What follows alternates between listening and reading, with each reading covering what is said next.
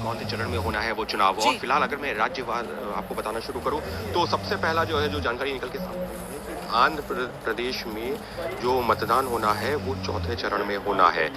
13 मई को आंध्र प्रदेश की 25 जो सीटों पर मतदान होगा।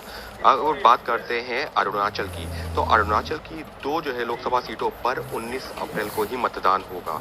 आसाम की जो 14 लोकसभा सीटें हैं उसमें पहले, दूसरे और तीसरे चरण में, पहले चरण में 5 सीटों पर, दूसरे चरण में 5 सीटों पर और तीसरे चरण में 4 सीटों पर मतदान होगा। अगर हम बात करते हैं सबसे बड़े सूबे की, उत्तर प्रदेश की, तो उत्तर प्रदेश की 80 जो लोकसभा सीटें हैं पहले चरण में 8 लोकसभा सीटों पर, दूसरे चरण में 8 लोकसभा सीटों पर, तीसरे चरण में 10 लोकसभा सीटों पर, चौथे चरण में 13 लोकसभा सीटों पर, पांचवें चरण में 14 लोकसभा सीटों पर, छठे चरण में 14 और 7वें चरण में 13 लोकसभा। तो उत्तर प्रदेश जो आप बता रहे हैं कि 7 चरणों में वहां पर किस हिसाब से लोकसभा सीटों पर वोट डाले जाएंगे, चुनाव आयोग की तरफ से जो साफ किया गया है, ये चुनाव की तारीखों का ऐलान हो गया है। ये भी पता चल गया है कि 7 चरणों में चुनाव होने जा रहे हैं। लेकिन अब यहाँ पर सवाल ये कि आखिर कौन से राज्य किस चरण में आएंगे और किस तरीके से यहाँ पर चुनाव होगा, तो वो भी पूरी तस्वीर देखिए। ये डेटा, इंपॉर्टेंट डेटा हम आपके सामने रख रहे हैं कि आखिर कहां पर चुनाव होना है। तो गुजरात की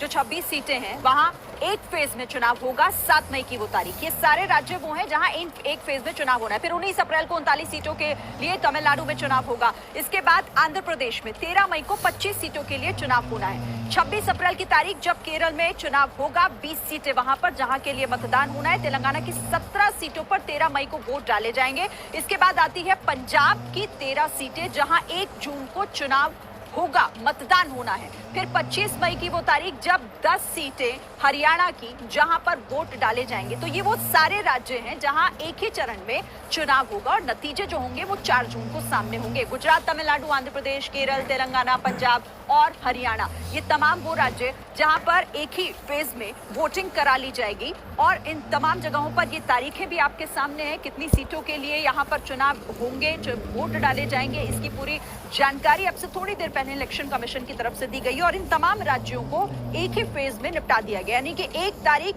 1 फेज और यहाँ चुनाव होंगे। और साथ ही 4 जून को यहाँ पर जो है वो नतीजे भी सामने होंगे। अब बिहार की 40 सीटें, कहां पर मतदान होगा। बिहार जहां 7 चरणों में चुनाव होना है। 19 अप्रैल जब 4 सीटों के लिए चुनाव होगा। फिर 26 अप्रैल की तारीख है जहां पर 5 सीटों के लिए मतदान होगा। फिर 7 मई को यहां पर वोटिंग होनी है 5 सीटों के लिए। 5 सीटों के लिए यहां पर 13 मई को भी वोटिंग होगी। फिर 20 मई को भी 5 सीटों के लिए बिहार में मतदान होगा। 25 मई की तारीख जब 8 सीटें और 1 जून को भी 8 सीटों के लिए मतदान होगा। तो बिहार की जो 40 लोकसभा सीटें हैं, 7 चरणों में बिहार में वोटिंग होनी है। इसके साथ ही ये तो बिहार की बात हो गई। अब उत्तर प्रदेश की बात कर लेते हैं। उत्तर प्रदेश की 80 लोकसभा सीटें और यहां पर भी 7 चरणों में वोटिंग होगी।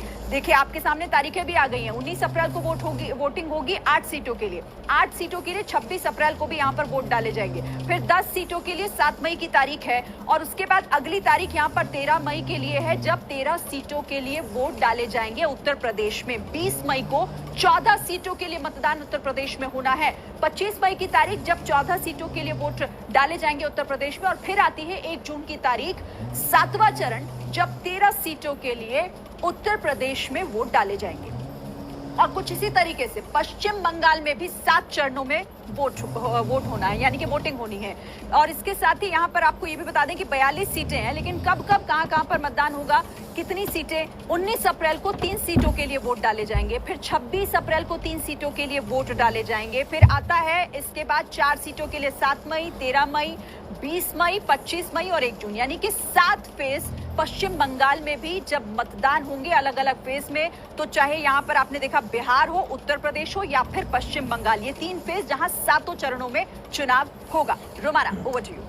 बिल्कुल, और 5 फेज में 2 राज्य जो चुनाव आयोग की तरफ से बताए गए जहां पर मतदान होगा, महाराष्ट्र और जम्मू कश्मीर। 7 चरणों में 3 राज्यों में चुनाव होगा, जिसके नंबर्स अभी शीरीन बता रही थी, उत्तर प्रदेश, पश्चिम बंगाल और बिहार। और इस बीच आपको सीधे लेकर चलते हैं, हमारे साथ आशीष इस वक्त मौजूद है न्यूज रूम से। जरा जानते हैं आशीष से और क्या डिटेल्स मिल रही है। आशीष,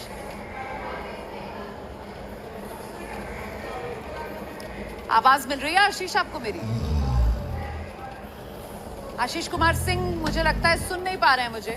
मैं नीरज पांडे का रुख करती हूँ और जरा जानते हैं नीरज पांडे से कि चुनाव की तारीखों का अब तो ऐलान हो गया है और वैसे ही बीजेपी, एनडीए, कांग्रेस, इंडिया गठबंधन के मुकाबले आगे नजर आ रहा है। अब जबकि चुनाव की तारीखों का ऐलान, पार्टी की रणनीति में क्या तब्दीली, क्या बदलाव होने वाला है नीरज? देखिए, रणनीति में तब्दीली तो बदलाव का तो अभी पता नहीं चला है, लेकिन एक बात जो जरूर है, जो इनकी रणनीति है कि कोशिश ये है कि 20 यानी कि अगले 2-4 दिन में जो सभी सीटें हैं लगभग उन पे काम पूरा कर लिया जाए। माना जा रहा है कल के बाद से अगले 2-3 दिन कंटिन्यू कोर कमेटीज की बैठक होंगी और जिन जिन राज्यों की अभी कोर कमेटी बाकी रह गई, जैसे उत्तर प्रदेश की 24 सीटें हैं, उड़ीसा अभी पूरा रह गया है, पंजाब की अभी कोर कमेटी हो नहीं पाई है, इन सब राज्यों की जो अभी सीटें बाकी रह गई हैं उन सीटों का काम पूरा कर लिया जाए और 20 के आसपास यानी 20 मार्च के आसपास किसी भी दिन केंद्रीय चुनाव समिति की बैठक हो सकती है। उस बैठक में बची हुई कुछ सीटें यानी कि अभी तक 267 सीटें भारतीय जनता पार्टी ने अभी तक रिलीज की हैं, तो बची हुई जो सीटें हैं उनको भी रिलीज कर दिया जाए और गठबंधन जहां जिन जिन राज्यों में होना है, खासकर जैसे कहा जा रहा है पंजाब में भी गठबंधन होना है, अभी उड़ीसा में उनका गठबंधन फाइनल नहीं हो पाया है, बिहार में अभी गठबंधन तो हो गया है, सब चीजें हो गई हैं, लेकिन ये तस्वीर बिल्कुल ऑफिशियल अनाउंसमेंट नहीं किया गया कि कौन किस सीट से कहां से चुनाव लड़ेगा।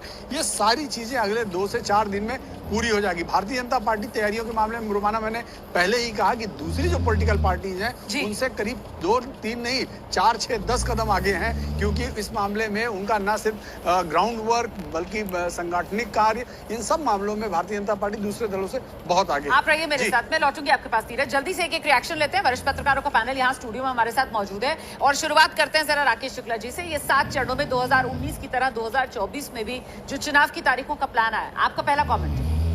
मुझे लगता है कि अति संवेदनशील मौसम, ये दोनों चीजों को देखते हुए चुनाव आयोग ने 7 चरणों में, पिछले चुनावों में भी उत्तर प्रदेश और पश्चिम बंगाल में हर चरण में चुनाव हुआ था, क्योंकि सुदूर पोलिंग बूथ है, वहां जाना, इस बार बिहार भी जुड़ गया है जी, मतदान दल को जाना, बिहार को भी जोड़ दिया गया है। तो इसका मूल कारण ये है कि सुरक्षा जो है प्राथमिकता रखी गई है चुनाव आयोग की तरफ। ठीक है, प्रेम सर। मुझे लगता है पिछली बार 38 दिन में चुनाव हुआ था, इस बार 74 दिन लग रहा है, ये बहुत ज्यादा है और चुनाव आयोग स्प्रेड आउट बहुत ज्यादा हो गया और गर्मी का लगता है कि चुनावी गर्मी से काट करने की सोच ली है। आप सोचिए ना, 19 मई के बाद 1 जून जो भीषण गर्मी होगी, उस समय तो वोटिंग परसेंटेज कम हो जाएंगे, ये हमें सबसे ज्यादा आशंका लगती है। इतना लंबा चुनाव, मुझे इस हिसाब से डर लगता है कि वोटिंग परसेंटेज ना कम हो जाए।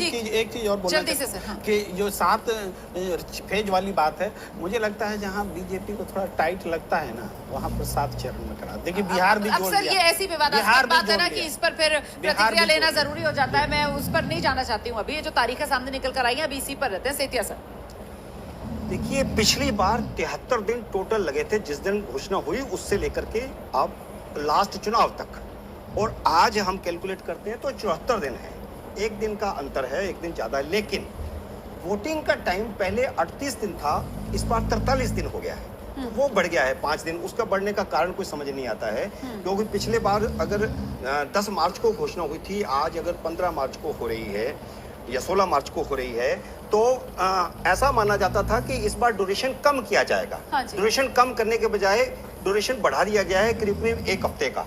वो ड्यूरेशन कम करना